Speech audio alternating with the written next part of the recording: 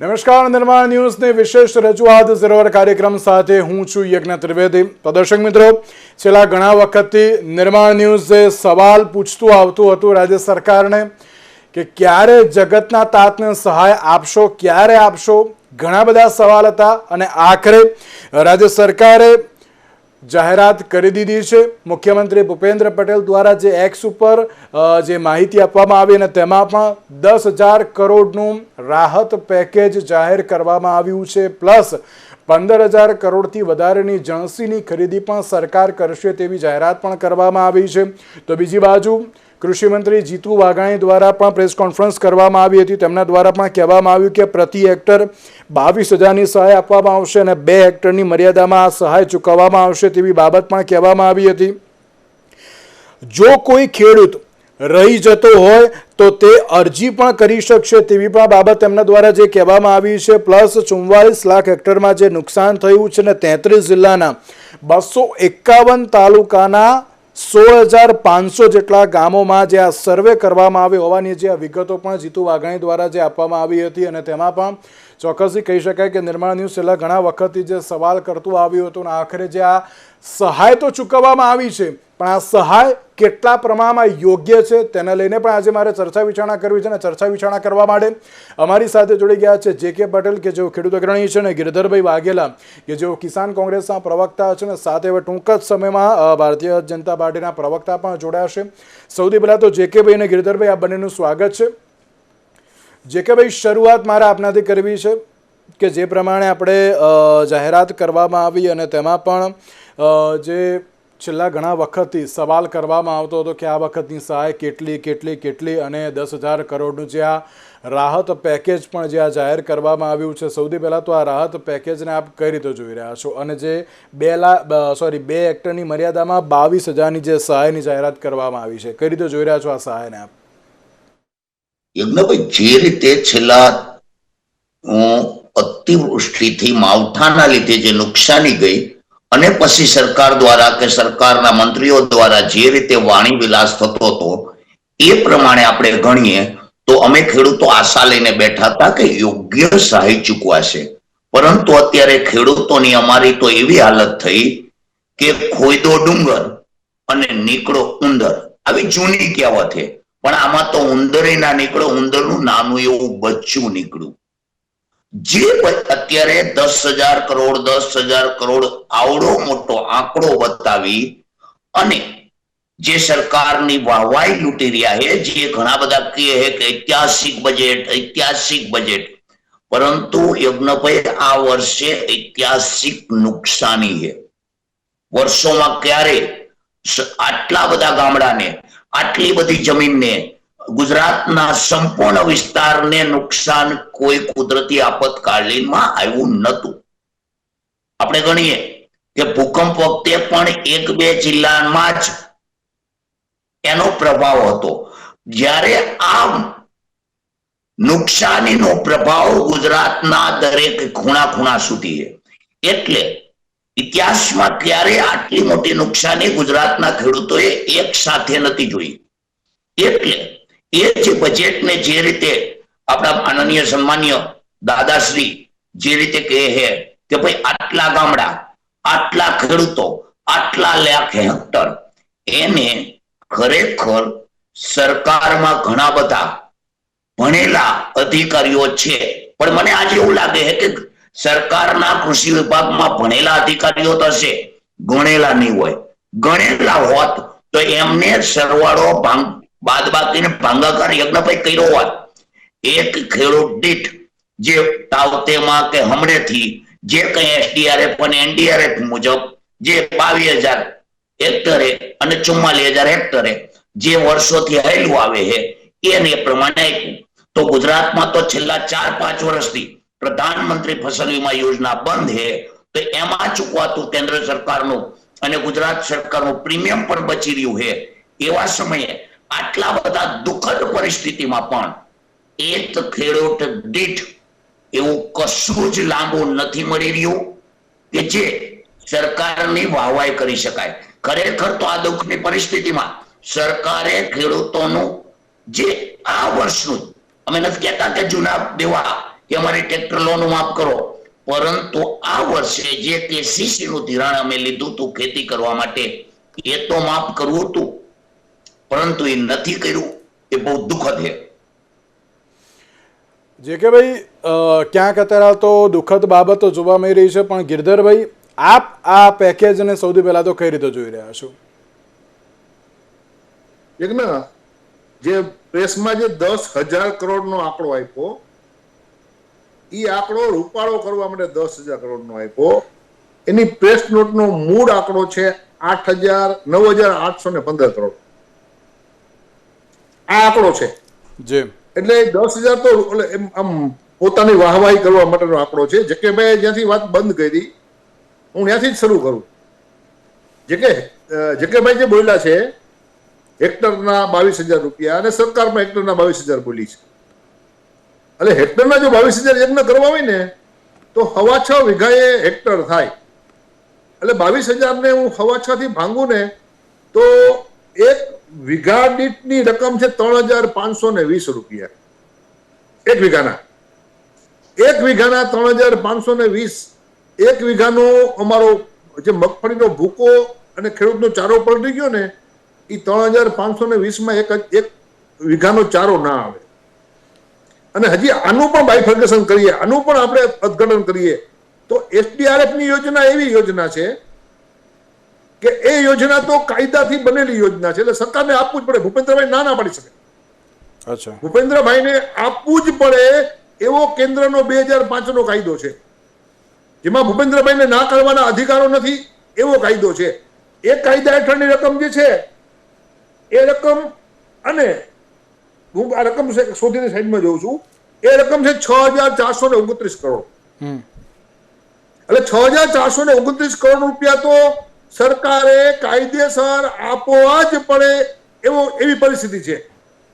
હવે 9,800 માંથી 6,400 કરોડ કાઢો ને તમે તો એ આંકડો એટલો બધો નાનો થઈ જાય છે કે SDRF માં સરકાર છે એ વીઘા દીઠ અમને 1,173 રૂપિયા એક વીઘા દીઠ સરકારના પૈસા છે. જે પ્રેસ થઈ ને એ પ્રેસના હિસાબે SDRF ને મેં બાદ કરીએ તો ગુજરાત સરકારે અમને વીઘા દીઠ 1,100 રૂપિયા આપવાનો ધંધો કર્યો છે. કોંગ્રેસ પક્ષ એમ કે છે અને ખેડૂત આગેવાનો એમ કે છે, ખેડૂત એમ કે છે કે દેવું માફ કરો. દેવું સરેરાશ 1 થી 2 લાખ રૂપિયાનું છે. સરકાર આપે છે 1,100 રૂપિયા અને વાહવાહી એવી કરે છે કે જાણે મોટા દાનવીર હોય અને ખેડૂતોને મોટું દાન કરી દીધું હોય. કેમ કે આંકડો તો છેલ્લે ખેડૂતો સુધી પહોંચશે, રકમ તો ખેડૂત સુધી પહોંચશે. એ રકમ તો વીઘા દીઠ ગણાશે અને વીઘા દીઠ ગણીએ તો એ મસ્કરી છે, મજાક છે. આ મજાકમાં ભારતીય જનતા પાર્ટીના ધારાસભ્યો કોઈ માંથી એક ધારાસભ્ય બોલ્યા છે અને કોંગ્રેસ પક્ષ તરીકે અમે જાહેર કર્યું હતું કે અમે એનું સન્માન કરશું. જેવી કાકડિયા સાહેબે કીધું કે નહીં દેવા માફ કરો.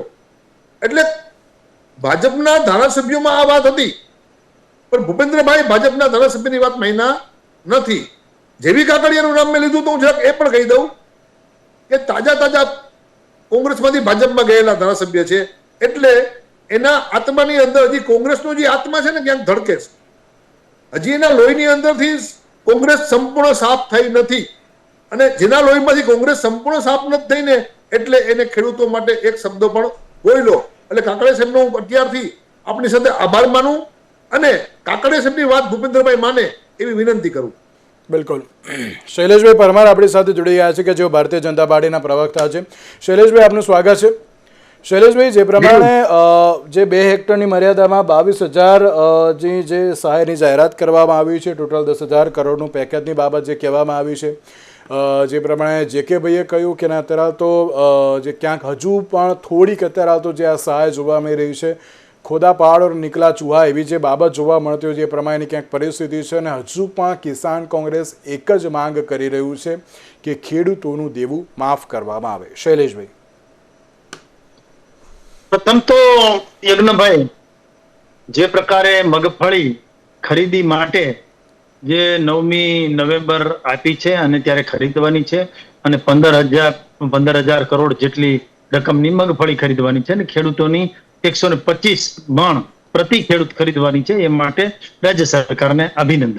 બીજી બાજુ મગફળી ખરીદવાની છે એ કઈ જે પલળી નથી, એટલે ખરીદવાની જેટલી આવશે એટલી પલળી નથી, તો પલળી નથી એટલી બાદ થઈ જશે. બીજું જે પલળી છે, જે નાશ પામ્યું છે, એના માટે 10,000 કરોડનું સહાય પેકેજ બહાર પાડ્યું. એમાં પણ પ્રતિ હેક્ટર 22,000 રૂપિયા અને 2 હેક્ટરની મર્યાદામાં આપવાના. મારા વડીલ વાઘેલા સાહેબ વાત કરતા હતા, પણ વાઘેલા સાહેબ હું તમને એમ કહું, SDRF ને NDRF ના નોર્મ્સ થી ઉપર ઉઠીને આપ્યું છે, એ હું તમને સાબિત કરી દઉં. પેલા તો બિન પિયત કે પિયત એ કાઢી નાખ્યું, બિન પિયતમાં નુકસાન કે પિયતમાં નુકસાન એ આપણે કાઢી નાખ્યું, એટલે બધાને સરખું થઈ ગયું. બીજું, નાના અને સીમાંત ખેડૂતોને આપણે મદદ કરવાની. ત્રીજું, સર્વે ઝડપથી કર્યો. 5100 જેટલી ટીમો બનાવી અને જે સ્થળ ઉપર પંચરોજ કામ કરી અને સર્વે કર્યો. 44 લાખ હેક્ટરમાં નુકસાન થયું છે. એ માટે આ સહાય બહાર પાડી. આપણને એ પણ ખબર છે કે જ્યારે આપણે સહાય આપતા હોય ત્યારે તમે કોંગ્રેસમાં, અમે જ્યારે મારા દાદા હતા ત્યારે કહેતા હતા કે 33% નુકસાન જાય, પેલા 50% નુકસાન જાય તો જ મળે. આપણે તો 40% થયું છે, ન મળે. સારું, પછી નરેન્દ્રભાઈ આવ્યા કે આ 33 શું છે, બધું 50 શું છે, 33% કરો. નરેન્દ્રભાઈ 33% કર્યું 2014માં. એટલે આ અત્યારે 100% ગણ્યું. 33 ને 35 ને 50 કાંઈ ગણ્યું નથી. એમાં અભિનંદન નથી આપવા તમારે. સીધે સીધા 22,000 રૂપિયા. તમારા વડવાઓએ વાઘેલા સાહેબ રામજી મંદિરમાં ક્યાંય ફાળો લખાયો નથી ખેડૂત માટે, અને તમે વાતો કરો છો. બીજું મારે વાત કરવી છે, તમે 1 હેક્ટરે જ આપતા હતા કે ભાઈ ગમે એટલા મોટો ખેડૂત હોય 1 હેક્ટર 6.5 વીઘામાં જ મળશે, બાકી નહીં. નરેન્દ્રભાઈ મોદી આવ્યા 12 હેક્ટરે કીધું, એટલે 2 હેક્ટરે કર્યું, એટલે 6 દુ 12 ને 13 વીઘામાં આપણને સહાય મળે છે. સહાય જેટલી આપીએ એટલી ઓછી છે, અને સહાય, ટેકો, મદદ આ 100% ક્યાંય હોય જ નહીં. શૈલેષભાઈ, કિસાન કોંગ્રેસ દ્વારા એક એવી માંગ કરવામાં આવી છે કે આ વખતે જે પણ કોઈ પરિસ્થિતિ છે, તમે ઐતિહાસિક સહાય પેકેજ કહો છો તો સામે ઐતિહાસિક નુકસાની પણ જોવા મળી રહ્યું છે. તો ફરી એકવાર એ લોકોએ એમ જ કહ્યું છે કે ખેડૂતોનું જે પણ અત્યારે તો નુકસાન થયું છે તેમાં દેવું અત્યારે તો માફ કરવામાં આવે. જો ખેડૂતોનું દેવું માફ નહીં તો ભાજપ સરકાર નહીં, એ પ્રકારના નારા પણ અત્યારે તો જે જોવા મળી રહ્યા છે. યજ્ઞભાઈ, દેવું શબ્દ તો નથી અત્યારે, ધિરાણ માફ કરવાની વાત છે. પણ કે છે બધા દેવું, એટલે એમાં કોઈ પ્રશ્ન નથી. ધિરાણ દેવું વાત જુદી છે આખી. અત્યારે જે 0% 3 લાખ રૂપિયા ધિરાણ લીધું છે એ માફ કરવું જોઈએ, પણ એમાં સરકારે 7% પૈસા જે વ્યાજ લેતા હતા એ સરકારે માફ કર્યું જ છે. એમાં 0% એટલે જ થયું છે કે 3% કેન્દ્ર સરકાર ભોગવે છે જે કે ભાઈ, અને 4% રાજ્ય સરકાર ભોગવે છે, અને વાઘેલા સાહેબને ખબર છે. એટલે જે છે ખેડૂતોને વ્યાજ જે આપવું પડતું હતું એ નથી આપવું પડતું. સીધું 3 લાખ લીધા છે, આવતા વર્ષે 3 લાખ ભરીને પાછા 3 લાખ લઈ લો. નવું જૂનું કરવાની જ વાત છે. માફનો ક્યાં વિષય આવ્યો? મને તો એ નથી સમજાતું કે સરકારે જે રકમ લીધી નથી તો એ માફ કેમ કરે? આ જે ધિરાણ છે એ ધિરાણ સહકારી બેંક કે જિલ્લા મધ્યસ્થ બેંક પાસેથી લીધી છે, કોઈએ રાષ્ટ્રીયકૃત બેંક પાસેથી લીધી છે, SBI પાસેથી લીધી છે, કોઈ પંજાબ નેશનલ પાસેથી લીધું છે, કોઈ પ્રાઇવેટ બેંક માંથી લીધું છે, કોઈ ICICI કે HDFC માંથી લીધું છે. તો એ ICICI ને HDFC બેંક છે એ સરકાર સાથે નથી, એ પ્રાઇવેટ બેંકો છે. ઓકે શૈલેષભાઈ, ઓકે ગિરધરભાઈ, સહકારી બેંકો કઈ રીતે માફ કરવું એ સમજાતું નથી. ઓકે ગિરધરભાઈ, ઓકે શૈલેષભાઈ, એક મિનિટ. ગિરધરભાઈ, તમે એમ કહો છો કે ના દેવું માફ કરવાની બાબત, પરંતુ અત્યારે તો દેવું કઈ જેવું છે જ નહીં. જે પણ અત્યારે 3 લાખ લે છે એની ઉપર કોઈ વ્યાજની બાબત નથી. ગિરધરભાઈ, તો દેવું માફીની કેમ માંગ? ધિરાણ માફ ન કરવામાં ના આવે તો આ નુકસાનમાંથી ખેડૂત ઉઠે એમ નથી, બેઠો થાય એમ નથી, એટલા માટે. અને બીજી વાત, શૈલેષભાઈ, મનમોહન સિંહે તો આ વસ્તુ કહી દીધી પણ છે ને, એમાં ત્યારે પણ જુદી જુદી બેંકોમાંથી પૈસા ઉપડવાના હતા, સહકારી મંડળીમાંથી પૈસા ગયા હતા. તો મનમોહન સિંહજી કરી શકે, નરેન્દ્રભાઈ ન કરી શકે? એનું હવે તો આપણે કારણ પૂછીએ કે જે કામ મનમોહન સિંહજીએ કર્યું હતું એ કામ નરેન્દ્રભાઈ મોદી કેમ ન કરી શકે? અને ઉદ્યોગપતિ માટે તો કરાય છે ને. એમાં તમે મને ના પાડો ને, મનમોહન સિંહજીએ ક્યાં ઉદ્યોગપતિને આટલા બધા પૈસા આપ્યા હતા? તો તમે જે ઉદ્યોગપતિઓ માટે કરો છો એનો 1% ખેડૂત માટે ના કરી શકો? અમે ક્યાં જાજી રકમ માંગીએ છીએ? ઉદ્યોગપતિનો 1% આપવાનો નહીં કરી શકો તમે. ઓકે, આટલી જ માત્ર વાત છે. તમે નથી કરતા, તમારે કરવું નથી, તમારે વાતોના વડા કરવા છે, તમારે એક વાતોને એકદમ રૂપાળી કરવી છે. અને વાસ્તવિકતા શું છે? જી ગિરધરભાઈ, તમે જે સહાયની વાત કરી તેમાં શૈલેષભાઈ કહ્યું કે આમાં પિયત બિન પિયત એવું કંઈ રાખ્યું નથી. જે ટીમ બનાવી છે સર્વે ફટાફટ થઈ ગયો અને એ પ્રમાણે સહાય પણ ચૂકવી છે. આપ તેને પણ કઈ રીતે જુઓ છો? એ તો આખા ગુજરાતને ખબર છે કે પેલા 20 દિવસની જાહેરાત હતી. એ 20 દિવસની જાહેરાત સરકાર ત્યાં સુધી સરકારમાં પરિપક્વતા નથી. અપરિપક્વ સરકારે નિર્ણય લીધો હતો 20 દિવસનો. પછી સોશિયલ મીડિયા ઉપર ખેડૂતોની વાત આવી, ખેડૂતો એની વેદના સોશિયલ મીડિયામાં વ્યક્ત કરી અને માથે ચૂંટણી છે એટલે બીક લાગી કે ધોવાઈ જશું. અને એટલા માટે આ પછી ધીરે ધીરે પારોટના પગલા ભરાણા છે. સરકારનો કઈ બોલ્ડ નિર્ણય, એક ધારો નિર્ણય નથી. સરકારે એના નિર્ણયોમાં ધીરે ધીરે પીછેહટ કરી છે. પેલા તો સર્વેની વાત હતી જ. સર્વેની વાત તો જે આક્રોશ આવ્યો ખેડૂતોનો અને કોંગ્રેસ પક્ષ જે ખેડૂતોની પાસે ઉભો રહેવા માટે દેખાવ કર્યો છે, જ્યાં જઈને કોંગ્રેસ પક્ષે પણ રજૂઆત કરી, બીજા પક્ષે રજૂઆત કરી, ખેડૂતોએ ઉગ્ર વાત કરી, એટલે થયું છે. પણ ગિરધરભાઈ, આજે જીતુ વાઘાણી દ્વારા એમ પણ કહેવામાં આવ્યું કે 2019માં 795 કરોડ, 21માં 500 કરોડ, 22માં 630 કરોડ, 2024માં 1419 કરોડ અને 2025માં 10,000 કરોડ. જો આટલા આપ્યા છે તો અત્યારે ચોક્કસથી અમે એક જ બાબત છે કે અમે ખેડૂતોની વારે આવ્યા છીએ અને અમે જે અત્યારે જરૂર પડે એ પ્રમાણેની સહાય આપી પણ છે, એવું જીતુ વાઘાણી કહી રહ્યા છે. એકના આંકડો જે બોલે છે ને, આંકડો જે એ બુદ્ધિથી હોશિયારીથી બોલે છે. એના માટે કોંગ્રેસ પક્ષ સતત કહે છે કે તમે જે આંકડો બોલો છો, તમે જે સહાય ચૂકવી છે, તમે જે વ્યક્તિને સહાય ચૂકવી છે એની વિગત વેબસાઇટ ઉપર મૂકી દો, વર્ષ વાઇઝ મૂકી દો, એટલે જીતુભાઈના બધા આંકડા ખોટા પડશે માત્ર. અને કરવાનું કાંઈ છે નહીં. હવે જો જીતુભાઈ સાચા હોય, શૈલેષભાઈને એમાં જો સાચું થવાનો પ્રયત્ન કરવો હોય તો જે રકમ તમે બોલ્યા છો એ રકમનો આંકડો અને નામ, વિગત, સરનામા સાથે મૂકી દો વેબસાઇટ ઉપર. ખબર પડી જશે કે જીતુભાઈ સરાસર ખોટું બોલ્યા છે. ચાલો, 10,000 કરોડ છે એ વાત કરી છે, પછી પેમેન્ટ કરે ત્યારે જોજો છેલ્લું પેમેન્ટ શું આવે છે, તો જીતુભાઈની વાત સાચી પડે. ઓકે જે કે ભાઈ, જે પ્રમાણે પિયત બિન પિયત નથી, ડાયરેક્ટ અત્યારે તો જે સહાય આપી દેવામાં આવી છે, વ્યાજની બાબત અત્યારે નથી આવતી, દેવા માફીની કોઈ બાબત નથી આવતી, એ બાબતને તમે પણ કઈ રીતે જોઈ રહ્યા છો? ખરેખર ગુજરાતમાં બિન પિયતની હવે સંખ્યા જ ઓછી છે.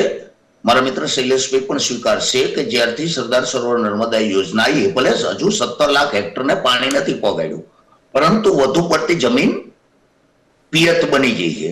એટલે એને બહુ સામાન્ય રીતે ગણી શકાય. પરંતુ નુકસાનીની સામે ખેડૂતોને કેટલા રૂપિયા મળી રહ્યા છે એ મહત્વનો મુદ્દો છે. પછી બહુ વાત સરસ મજાની કરી કે બધી અલગ અલગ બેંકમાંથી ખેડૂતોએ ધિરાણ લીધું. આપણે શૈલેષભાઈ નતા ત્યારે પણ કીધું હતું કે આ વર્ષે ખેતી ખર્ચ કરવા માટે ઉપાડેલું KCC નું જ માફીની વાત કરી હતી. આપણે ચોક સાથે કીધું હતું કે અમારી જૂની લોન નથી, ટ્રેક્ટરની લોન હોય અમે અમારી રીતે આવતા વર્ષે મહેનત કરીને ભરી લઈશું. પરંતુ આ વર્ષનું ધિરાણ માફ થવા યોગ્ય હતું, કારણ કે નુકસાની એટલી બધી છે. બીજી વસ્તુ કેવી રીતે, તો જેવી રીતે ઉદ્યોગપતિઓના રાઇટ ઓફ કરી અને એમના માફ કર્યા, એવી રીતે ખેડૂતોના ધિરાણને રાઇટ ઓફ કરી શકાય. સરકાર ધારે તો બધું થઈ શકે, પરંતુ ક્યાંક ને ક્યાંક મેં હમણાં કીધું કે ત્યાં ભણેલા બેઠા છે પણ ગણેલા નહીં હોય એવું મને લાગી રહ્યું હોય. કારણ કે અત્યારે MSP થી ગણતરીની જે વાત કરી તો માનનીય મોદી સાહેબ 2013માં એક પત્ર લખીને કહેતા હતા કે MSP ગેરંટીનો કાનૂન હોવો જોઈએ. ભાઈ સાંભળજો, અને ખરેખર જો 2014માં મોદી સાહેબ બેસીને તરત જ MSP ગેરંટીનો કાયદો લાવી નાખ્યો હોત તો અત્યારે સરકારને એક પણ રૂપિયો ખેડૂતોને મદદરૂપ ન થવું પડે, કારણ કે ખેડૂતો દેવાદાર બન્યા જ ના હોત. એટલે આજે 15,000 કરોડ કે દર વર્ષે આટલા 1000 કરોડની આપણે જે ખરીદી કરવી પડે એ પણ ન ખરીદી પડે. એટલે આ ક્યાંક ને ક્યાંક દરેક બાબત અત્યારે કુદરત ખેડૂતોને પણ જાગૃત કરી રહી છે અને સરકારને પણ જાગૃત થવાની જરૂરિયાત છે.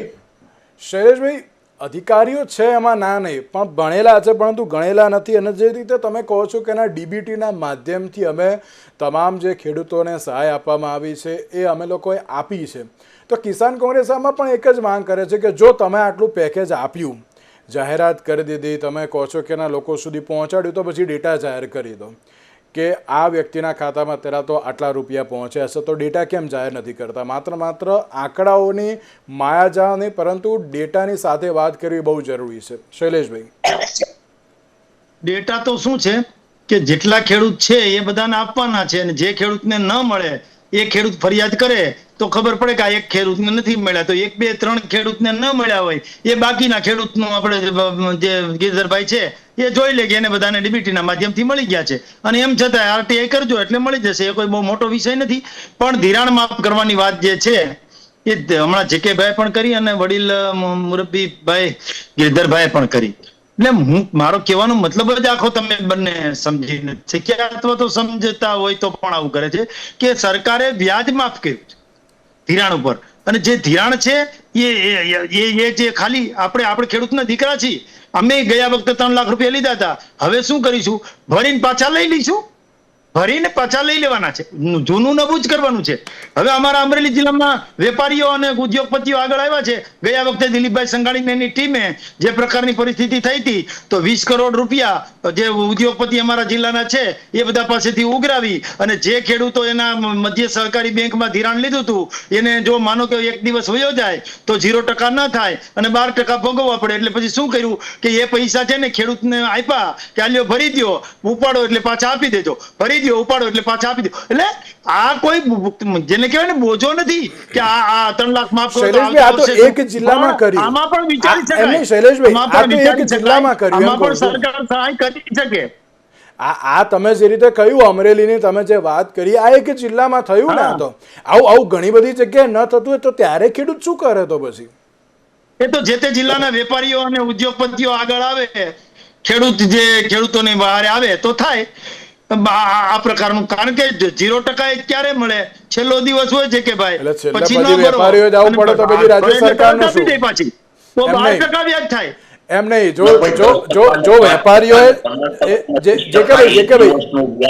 તો ચૂકવવા મજબૂર થાય છે. જે કે ભાઈ બીજી વાર શું કહો છો આપ? જ્યાં ખેડૂતોને આવી કોઈ મદદ ના મળે ત્યાં ખેડૂતો ફક્ત એક દિવસ ભરી અને બીજા દિવસે પાછા દેવાનું 10% ને 20% વ્યાજ ચૂકવે છે. અને એક વખત મેં પણ ચૂકવેલું છે. એટલે જે શૈલેષભાઈ વાત કરે એ જમીની લેવલ ઉપર સામાન્ય ખેડૂતોને નવા જૂની કરવી કેટલી કાઠી છે. એને 3 લાખ 5 જણા પાસે માંગે, મળે તો ઠીક છે, નહીતર બેંકે એમના મળતિયા 1 2 ઉભા હોય કે મેનેજર સાથે પ્રોમિસ કરે યજ્ઞભાઈ, અને એ તમારા અત્યારે રૂપિયા પર દે કાલે ઉપાડી લે. એના 10% ને 20% પણ સામાન્ય ખેડૂત ચૂકવે છે. શૈલેષભાઈ જેવાને ના ખબર હોય, કારણ કે એ તો સીધા જ ડિસ્ટ્રિક્ટ કોઓપરેટિવ બેંકને કહીએ કે મારું નવું જૂનું કરી નાખે તો કરી નાખે. પણ એક સામાન્ય ખેડૂતોની આપવીતી યજ્ઞભાઈ સમજવી હોય ને તો કોઈ સામાન્ય ખેડૂતને મળવાનું રાખવું પડશે. શૈલેષભાઈ, તમે જે રીતે કહ્યું કે ના અમરેલીમાં આ પ્રમાણે થતું હોય તો પછી વેપારીઓ પર જ નિર્ભર રહેવાનું, તો પછી ત્યાં 10% વ્યાજ આપવા જ પડતા હોય છે ને લોકોને. જો કદાચ અત્યારે તો જે એમ કે તમે કહ્યું કે 3 લાખ આપીને 3 લાખ ના થાય તો ત્યાં પણ એમને નુકસાની જ ભોગવવાની આવે ને. આ તો ચલો એક જગ્યાએ વેપારીઓ આવ્યા, બધી જગ્યાએ તો આવું ના કરી શકે ને. ના, તમારી વાત સાથે સહમત છું. જેકેભાઈની વાત પણ સાચી છે. ભૂતકાળમાં આ બધી બાબતો જે ખેડૂતોને હેરાન કરવાની જે ગઠિયાઓ જે છે એમણે કરેલી છે, આવેલું છે બધું. ખેડૂત તો શું છે, બાપડો બિચારોનો ભોળો છે એટલે એને ગમે તે ભોળવી જાય ને. જેકેભાઈની વાત સાચી છે. નાના ખેડૂતને 3 લાખ રૂપિયા લઈને ભરવા, અને એ અત્યારે પરિસ્થિતિ જે છે એ પ્રમાણે અઘરું પડે, પણ એમાં પણ કંઈક રસ્તો નીકળી શકે એ દિશામાં ચાલવું જોઈએ. અત્યારે તો માત્ર ને માત્ર મને એવું લાગે છે કે મુખ્યમંત્રી ભૂપેન્દ્રભાઈ પટેલ અને જીતુભાઈ વાઘાણી એ બંનેએ જે પ્રકારનું પેકેજ આપ્યું છે એને આવકારીએ છીએ.